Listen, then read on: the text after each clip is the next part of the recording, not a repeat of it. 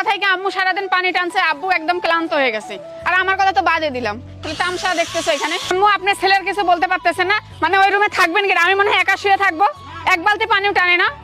ও সারা জীবনে চুলায় সারি, ও সারা জীবনে কোনো কাজ করে খায় না, খালি এইভাবে হেঁটে আর খালি পরের দোষ দিতে পারে, মানে এটা ভুল হচ্ছে ওইটা ভুলে পরের তো ঠিকই দোষ দিতে পারো তুমি। সারা জীবনে এটা কিছু কাজ করতে চায় না, ও খালি হেঁটে বেড়ায়। আমি আর পানি টানতে পারবো না, আমার হাতের অবস্থা খুবই খারাপ। আর আরেকটা জিনিস খেয়াল করছো, টাইলস লাগায় রুমের লুকটাই পুরো চেঞ্জ হয়ে গেছে। আমার কাছে কিন্তু অনেক বেশি ভালো লাগতেছে, মানে একদম চকচক করতেছে। আর পুরো খাটনি কি বলবো, মিস্ত্রিদের তো খাটনি হয়েছে, তার সাথে সাথে আমাদেরও।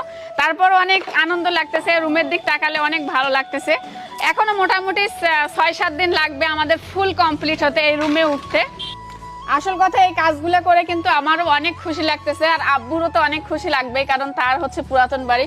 আর এই বাড়িটার বয়স নাকি আজ থেকে 25 বছর আগের করা এই বাড়ি। আপনাদের ভাইয়া যখন ক্লাস 3-তে পড়ে তখন এই বাড়িটা